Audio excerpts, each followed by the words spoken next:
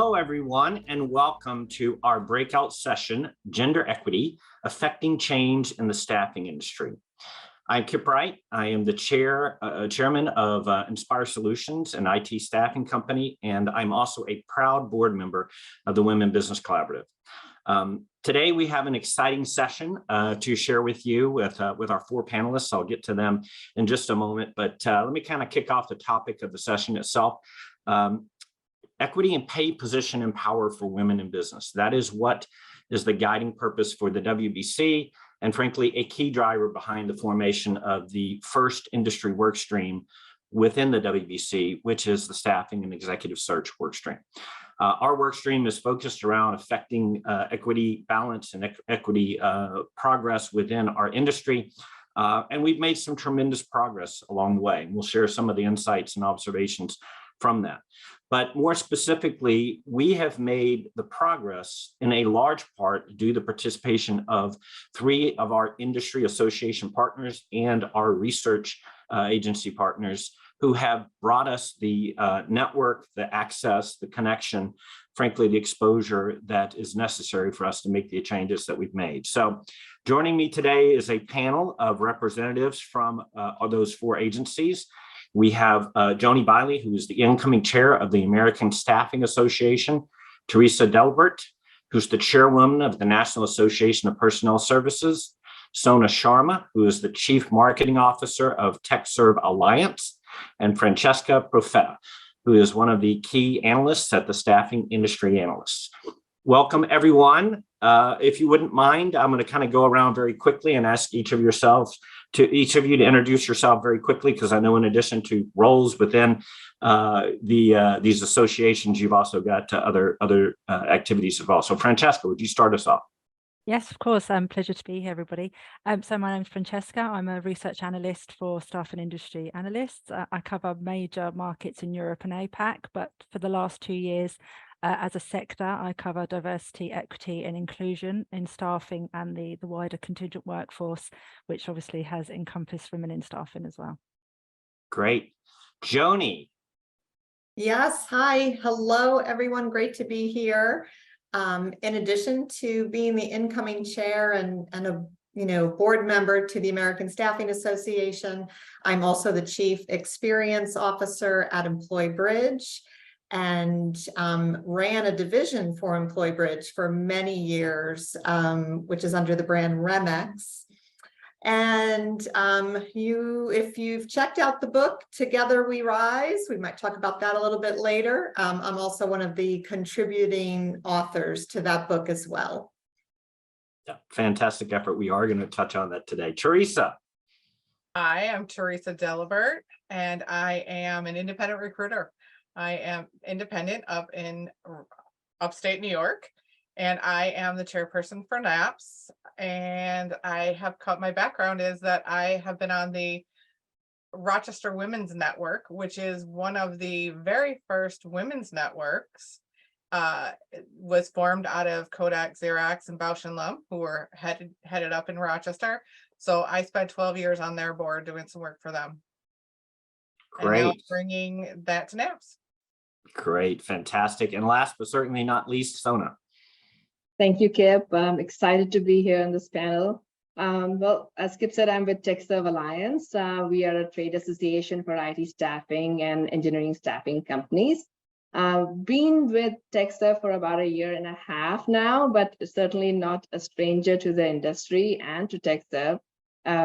I guess I'm not going to date myself, but was with Staffing Industry Analyst, worked with Francesca before for a long time, and now working at TechServe, helping our member companies grow and just kind of elevate the conversation about staffing.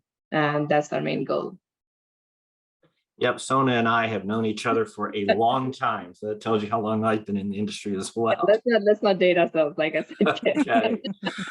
All right. Well, before we get into some questions, let me kind of give the audience a little bit of insight into the staffing industry and some of the progress of the work stream. Over the last several years, in addition to helping to bring together staffing companies as part of the work stream, sharing insights, best practices.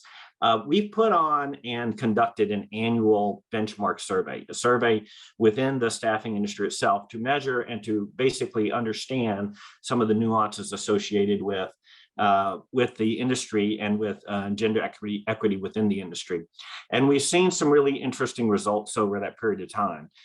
In fact, a couple of key points I think would be worth sharing is that if you look within the staffing industry itself, more than 2/3 of our industry are represented by women. So we have an industry that is disproportionately populated or employing women in its workforce. And yet when you come into the CEO and the P&L role, it feels very different. It's less than 50%. It feels much like, if you will, kind of a good old boys network. The last several surveys that we put out, we have found that where there is equity in terms of kind of 50-50, it tends to be women tend to be in positions that are less P&L or operational and tend to be more in the HR and the finance and the marketing type roles. And certainly we'd like to see that that mix improved. But one of the other things that the survey has shown us is an interesting different kind of correlation. One is that obviously women-led organizations, where we're able to kind of segment our survey results and look at when an organization is run by a woman or run by a man, and frankly, even when the respondent is a male or a female, we're able to kind of show that. We see that women-led organizations tend to have better gender distributions in leadership and board position than those led by men. Probably no surprise, but it clearly is a difference. Second thing that we saw is that women-led organizations tend to have higher levels of employee engagement. Their engagement scores tend to be much higher, which again is somewhat interesting. And the last thing that we saw is really some interesting differences between male respondents and female respondents on the issues of what's key or what's important to women in the workforce. And in many cases, male respondents underappreciate the importance of career opportunity and flexibility, whereas women respondents rank those measures as much higher. So we're definitely seeing some interesting results from these surveys. As I mentioned before, one of the big benefits of having these 4 associations as partners in our work stream is not only their their participation and their own efforts, which we're going to talk a little bit about today, but frankly is the fact that they've lent to us access to their network, to their membership. That has helped us to have surveys that tend to average 500 or more respondents, which is really amazing. So really excited about that. And we have a 3rd benchmark survey coming out very soon. The survey has been completed. We're actually in production, putting that into a Power BI dashboard so that individuals can kind of look at the results and sort through them and engage them themselves. And then we will be doing some analysis and publishing some reports as part of that. So that's to come. But ladies, if we could, I want to kind of dive in a little bit and talk a little bit about your respective organizations and why you chose to get involved with the WBC. And what was kind of the motivation behind this? So we'll kind of go in reverse order. Sona, if you could tell us a little bit about TechServe Alliance and the motivation behind participating. Sure. As I mentioned, we are an association for IT staffing and engineering staffing companies, and one of our biggest, North Star, so to speak, is to kind of bring to help our member companies and the industry as a whole to grow, but at the same time educate them, bring them together, facilitate collaboration and knowledge sharing. And if you think about it, where we are, as an industry, we are the frontliners who help our companies help their clients, get a diverse workforce. If that's if they want a diversity in their workforce, our companies are there to help them out. But at the same time, our companies need to reflect what they are helping their clients with, and that their workforce, their teams and their leadership is reflecting that diversity, that gender equity that we are looking for. And to that end, we want to educate both our company, staffing company members, and their clients about the benefits of having a diverse workforce, of having gender equity in their workforce. Not only because morally it is the right thing to do, which totally it is, but also it makes business sense. So the more we can educate them and share research with them, the better it is for our industry. And we think that the work that you're doing, Kip, and WBC is doing, the research that you're doing, is just fits right in. And that was one of our biggest motivation to work with you. Great. Teresa, I'd love to hear your thoughts on NAP's participation. NAPS, we want to be part of the solution. You know, our organization is small. We're mostly niche area for search firms and a lot of independents that have a staffing arm. And so we want to bring that to our membership. Our membership is, we have a very long history. NAPS has been it's been an organization since 1961, Wow. much longer than me.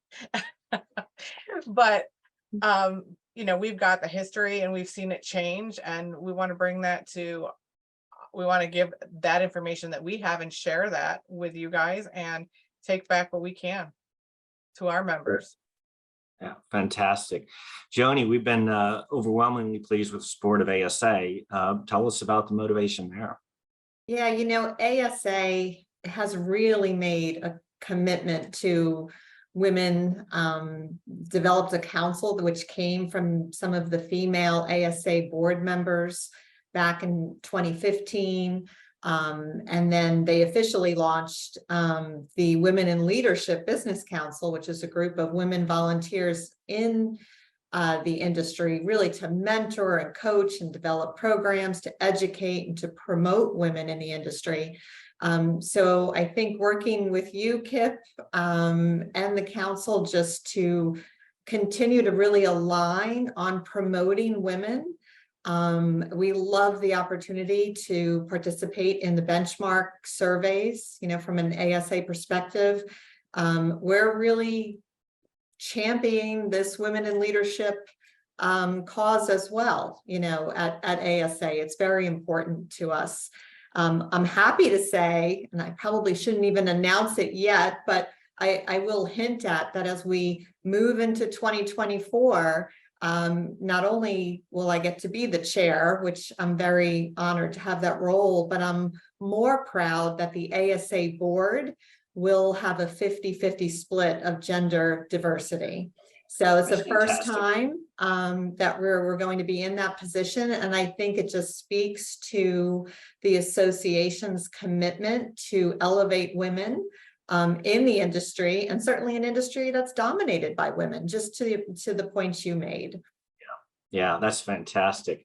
Last but certainly not least, SIA has also just been an amazing participant. Francesca, you have helped us. In fact, with this year's survey, you personally helped us rewrite some of the verbiage and the questions to get a little bit more out of it. What was SIA's motivation behind it? So thanks, Hip. By the way, it was my pleasure. I really enjoyed working on the survey with everybody. But we are, for those who are unfamiliar, a global research and advisory firm. We focus on the staffing and workforce solutions wider. And our main purpose is to inform, connect and elevate through all of our products and our services, research, data, conferences and so on. So really it was like a no-brainer for Ursula, who was the main participant at the time, unfortunately can't be with us today. She dedicated her time, but not only hers, but SIA as an organization. So we were really proud to offer our support in the research part of this, because we just felt it was so important that we had this benchmarking data to benchmark progress and the metrics that really do make a difference.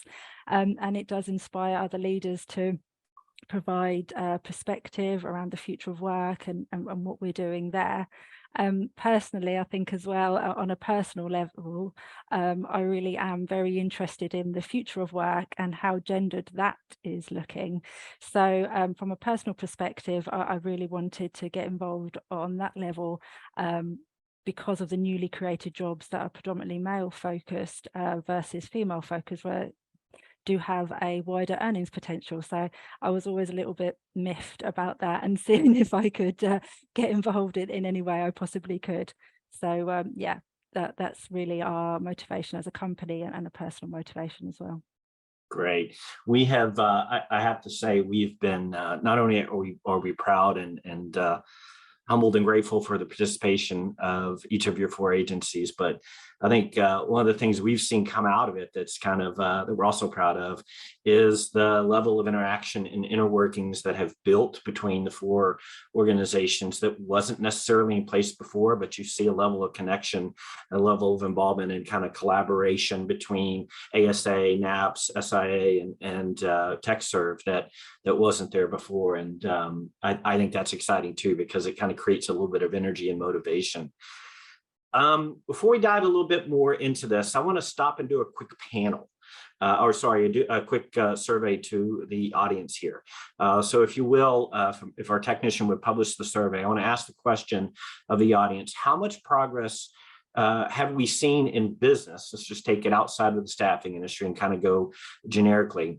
How much progress have we seen in the business with respect to gender and racial equity over the last 3 years? So you're going to have 5 choices: significant progress, moderate progress, little to no progress, some regression, or notable regression. Let's see your thoughts on that if we can. And we'll give everyone a minute to answer those questions as they are populating it.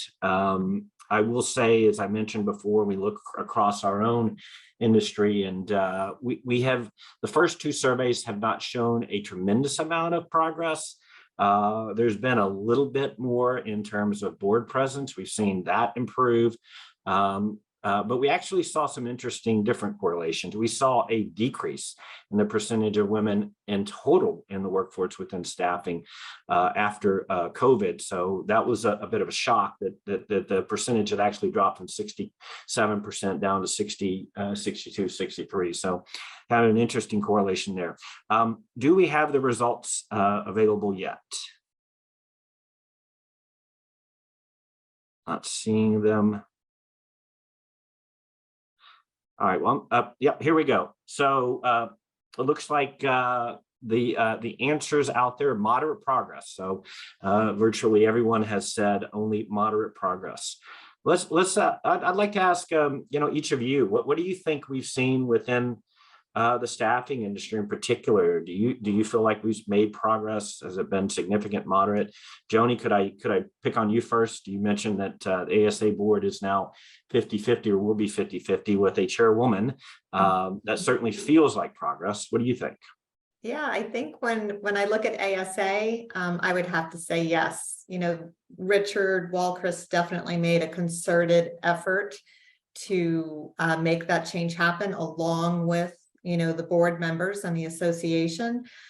But when I look at the whole industry, I would have to agree with our participants here from our session that it's only been moderate, and I would even go to say not enough, right? Not enough progress in the industry, seeing enough women at the C-suite level.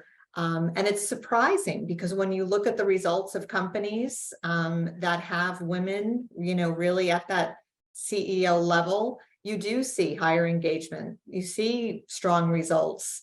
And even outside, I know, research and even put out by Harvard really does show a correlation to when you have a female CEO, they can tie it to financial business results and stronger performance.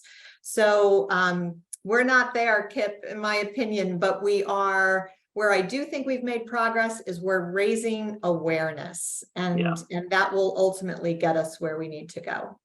I totally agree. Teresa, what's your assessment? I have to say that I'm with Joanie, and we're getting the word out there, and we're making progress with that.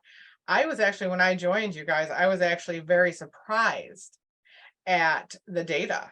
I mean, there's so many women. I mean, everywhere I go, I see women in staffing. I did not realize that there were so few in the C-suite. And I think we just need to make people aware of that. I mean, I was clueless till I joined you guys. So this has been amazing to see Yeah. the data and the shock too, right?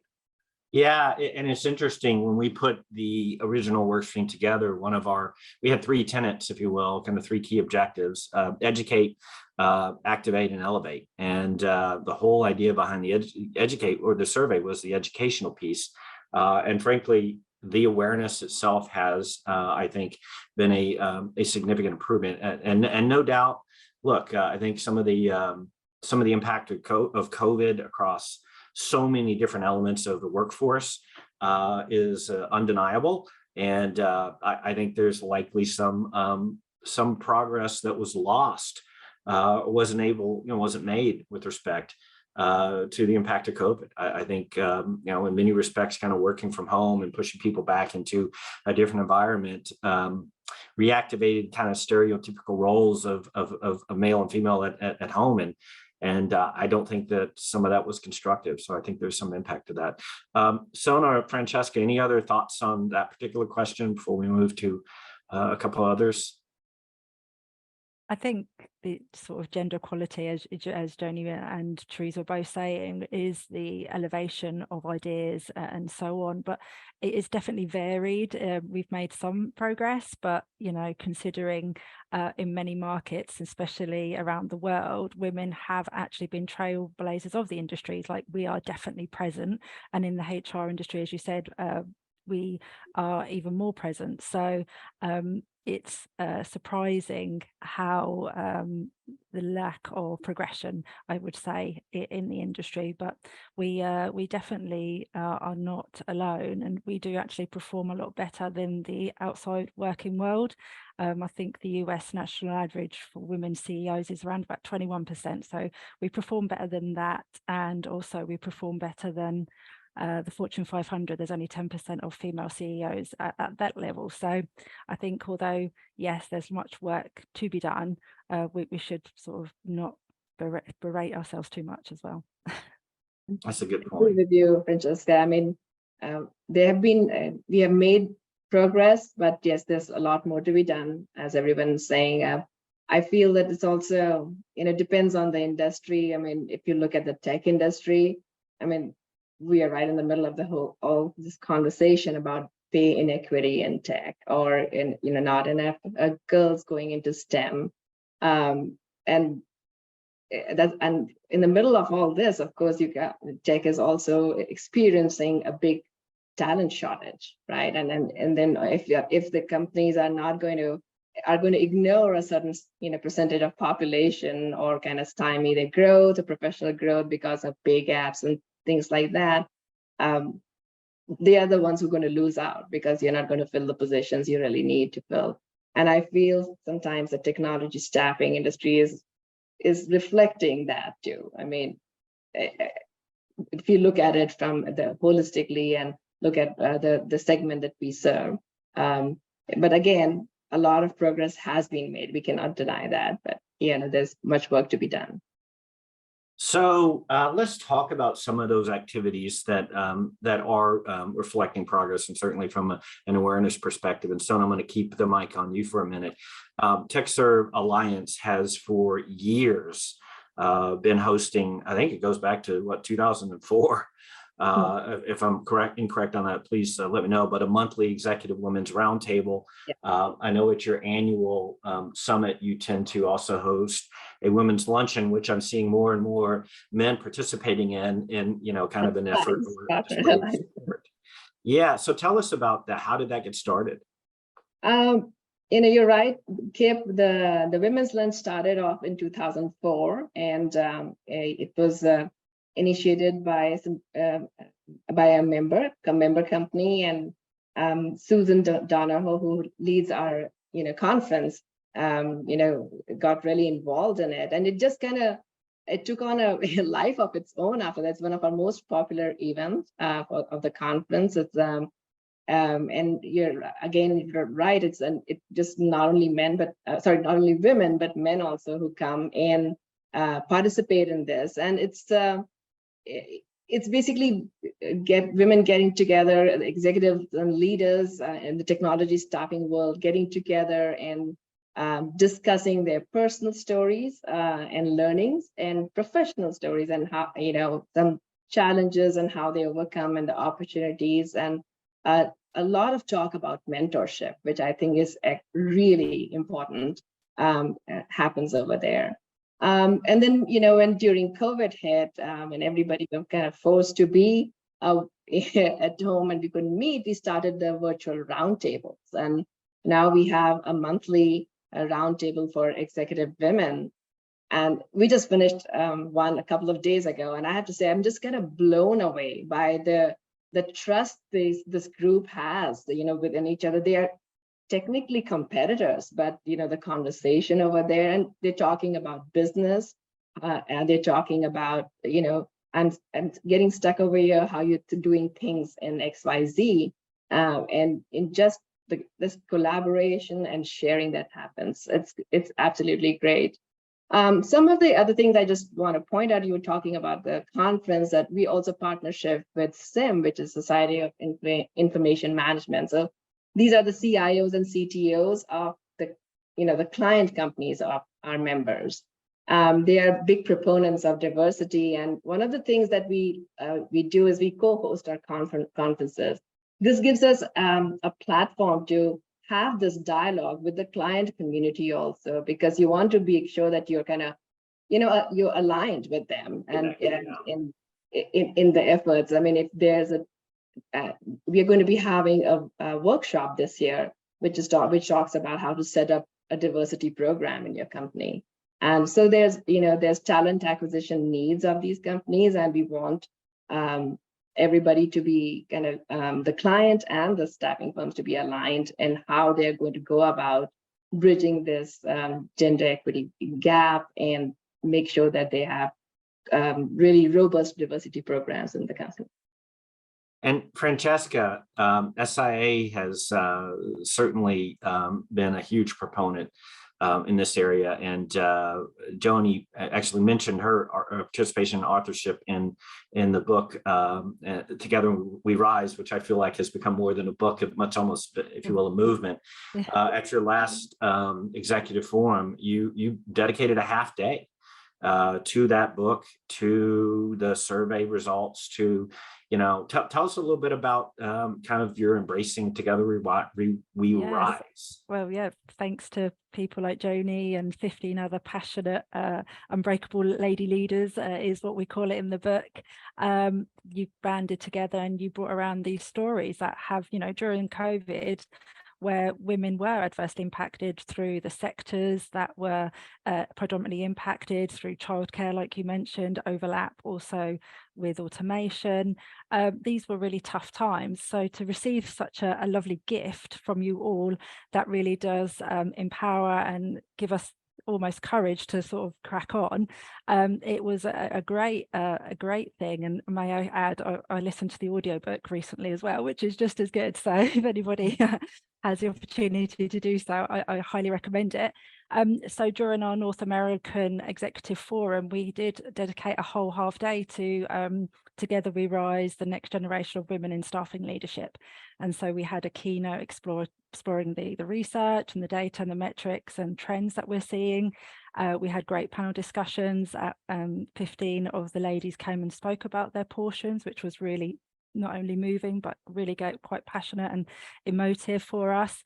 Then we did roundtable facilitations on key matters that are impacting us. And that was, as Sona said, a real good sharing opportunity. And I think this is an area that people don't shy away. They actually can be themselves and really dedicate themselves to this passion that they have. And then we also promoted it via our editorial pieces. So we have a Global Power 150, Women in Staffing, and also we promote DE&I influencers. So these are people that are really making strides in this area. So yeah, we kind of backed it in many different ways. And yeah, we've had a great time doing so and learning so much from each other and great collaboration. So for that, we are very grateful.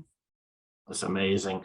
So speaking of Together We Rise and authorship, Joanie, first of all, thank you for contributing to that. And if I failed to do this, I would be remiss to fail to mention that a big part behind that effort was a lady named Leslie Vickery, who has been a champion, a co-chair of this particular work stream when we first got it started, and just an amazing leader in her own right, and really helped champion that. But Joanie, ASA more broadly, you guys have Thrive. Tell us a little bit about Thrive. Yeah, absolutely. Well, first I have to say, I have to comment on Leslie because she was the driver, and it's also her birthday today. So happy birthday to Leslie Vickery, who has done so much for lifting up women in the industry. And so thank you, Kip, for recognizing her, because I agree 100%. But yes, ASA launched the first Thrive event actually in 2019. And that came out of the Women in Leadership Interest Group, which was started by, some of the women board members. And it really was started to, support women, really to provide more education, for women kind of in the industry at all different levels of their career. And so the first group was, 60 women, back in 2019. And then through the pandemic, the Women in Leadership Interest Group really decided to pivot more to a virtual event. And Thrive Virtual was developed, and we host that now continuing, every year. And that now is up to probably 900, maybe even 1,000 people that attend the virtual Thrive event. And we're getting ready to host another in-person Thrive event for women, but men are welcome to attend as well. And that comes before Staffing World. So it's really focused on supporting women at all stages in their career, growth opportunities, mentoring, learning, education. And what has been so great is the collaboration, certainly with SIA and Ursula, and the book, Together We Rise. We, as contributing authors, decided to donate all the profits of the book to the ASA Women in Leadership Scholarship Fund. So we've been able to send more people actually to Thrive and Staffing World through the proceeds of the book. So we really feel like we're, trying to make a difference and seeing those results happen. But it continues to grow, and there's so much interest. The women in the industry at all levels of the organization just have really embraced it. And I think it's going to eventually be a standalone event, even outside of Staffing World. I can see it really taking on a whole new life. Amazing.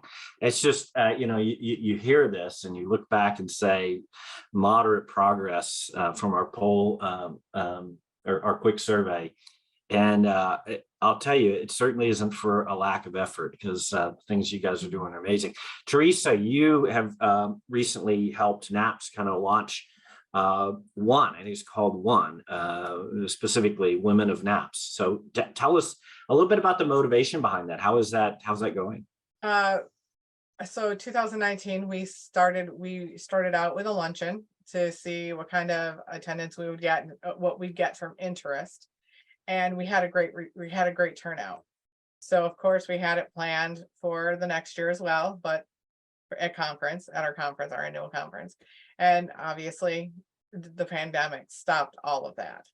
So we brought it back this year. I tried to get it going, and we have been doing, I should say, monthly meetings, trying different ways to see how it's going to work. And you guys are so far ahead of us. I'm probably going to be calling all of you to pick your brains and see how you get people, because sometimes I get just my board members, and sometimes I get, a handful of people.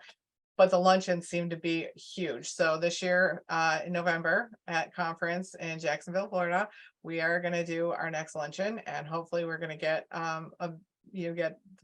get things going. But I saw it as a place where we could have natural mentorships come about, right?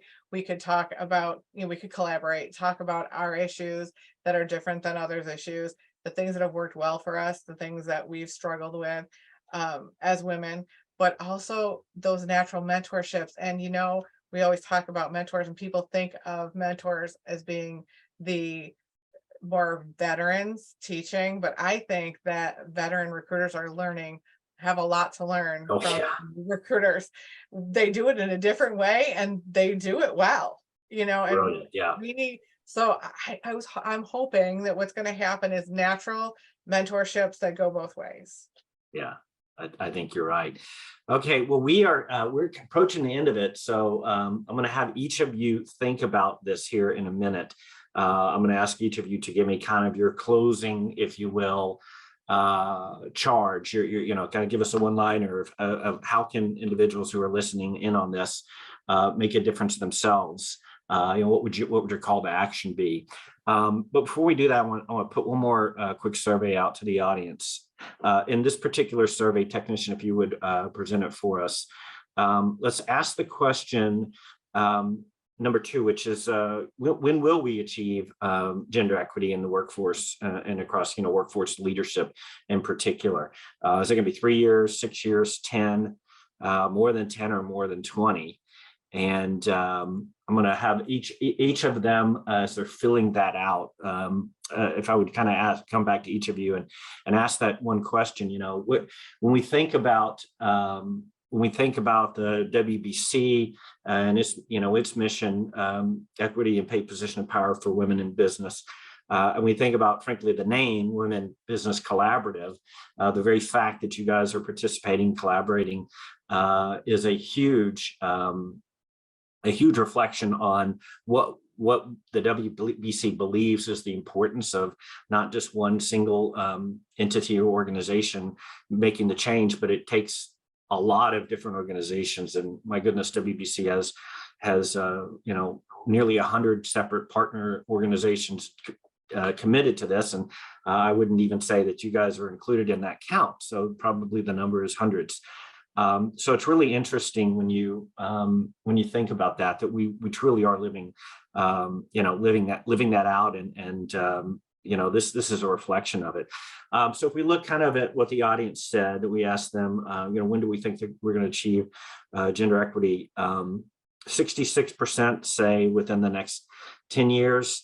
Maybe a third believe it could be much longer than that. When we looked at this in the survey, which we will be producing soon, we had a full 81% of the respondents believe that within the next 10 years or less that we could achieve gender equity. So that certainly is some bullish thinking. But as we kind of turn our attention to wrapping, what would your advice be to the audience? What's your call to action? And I'm going to start with Teresa. Talk about it. Look around you. If you are in a position, make sure you're elevating your women. Look around, find someone that looks like they could use a mentor, offer your mentorship, but really talk about it, get out there and work it. Love it. Sona. I think what I would say is that if we want to achieve what our polls are showing, and I know they're bullish, but I think we have to be very intentional about this. Yes, we all want to achieve, gender equity, but unless we are very intentional that say, okay, just because you're a woman or just because you have some employment gaps in there, how do you, it doesn't mean that you cannot get the job done. So so that's what I mean when I'm saying intentional. It's not, you have to make sure that you're pushing yourself to rethink every time you are, hiring somebody in your organization. Absolutely. Francesca. I think, it's easy today do something, but I think it boils down to something as simple as that. You know, if you don't try, it's going to be more complex. So set up an employee resource group for working mothers, set up an employee resource group for women entering menopause, because that's going to be our biggest workforce, menopausal women. So it's important that we nurture each and individual groups. So I think it's, you know, let's be, as Sharon says, intentional, let's benchmark, let's work, let's use our metrics that we have, and then that way we can at least, you know, describe and tap into our metrics and what progress we are making. So yeah, if you can't do anything, do something. Joanie, I'll give you kind of the almost last word. Sure. I would say we have to hold our leadership and our industry accountable, and we need to speak up. And if we see that we're not moving in the right direction, we need to find ways to continue that awareness and hold them accountable to making those changes happen. Great. Thank you, everyone. I want to thank everybody who was able to join today. This has been a fantastic discussion. Thank you to our panelists. Time always goes so fast, but some fantastic insights. So really appreciate it. Thank you. Have a great day. Thank you. Thank you, Kip. Thank you. Thank you, Kip. Thank you.